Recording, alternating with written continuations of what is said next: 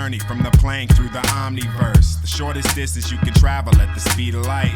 Watch me take the same path as the neutrino's flight. Shot forward, zooming past the top quark, where the space-time and energy roads do not fork. I've been slept on since the electron, westbourne, home of the place that'll leave your chest warm. Photonic crystals are my playthings, rap at this scale, spoken in gamma ray wavelengths. Blaze beats, on my way to H3, unstable combustible isotopes at great heat. Fluid like a Mickey Mouse molecule, breaking down all atomic rules on the follow-through.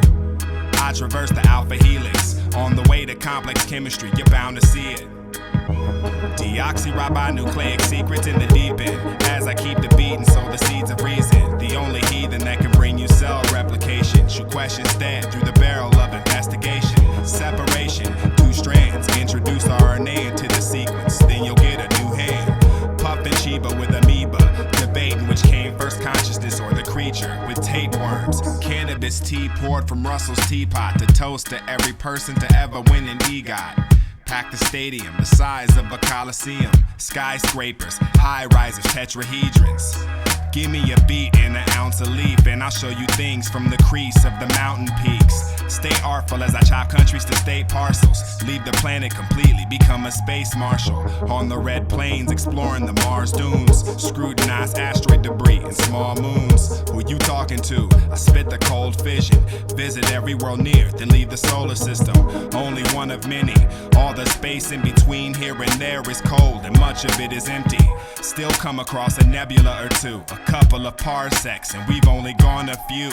The void we launch into, from Orion's arm. Starships, galaxy class, we flying on. Galactic following, barely known in a local group. Training all alone, their large voids evoking truth. Take it in, let it sober you, as we go out to get a better seat of the overview.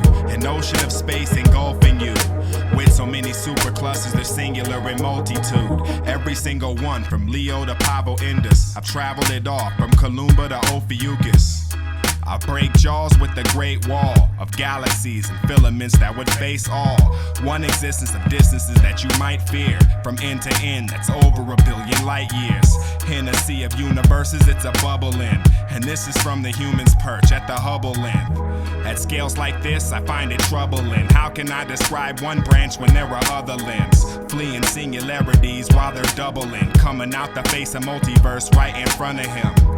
Nowhere to hide, the vast smothers him. A gram's number of gigaparsecs to the upper rim. Hyperrealms absent temporal cause. Every unique cosmic set with different physical laws. Plus every species capable of computation probably has supercomputer run simulations. With the population trying to explain it, with its own Dr. Gates and its own language. Dirty windshields hinder our comprehension, while tracking down great attractors aiming for ascension. From here, the multiverses look like sheets of paper in a library of books near the speed of lasers. Xenostructures that are even greater, built from every fundamental thing you'd see in nature. At a hyper glance, you wouldn't even notice the beauty of the balance. Damn, they should have sent a poet. The Omni, the top of the hierarchy, where all modes are in play, even the probably. Cyclical birth, life, and death of a whole entire cosmos, where your old life's a speck of probability, swallowed by infinity, existing longer than all cosmological history. Swallowed by infinity, existing longer than all cosmological history.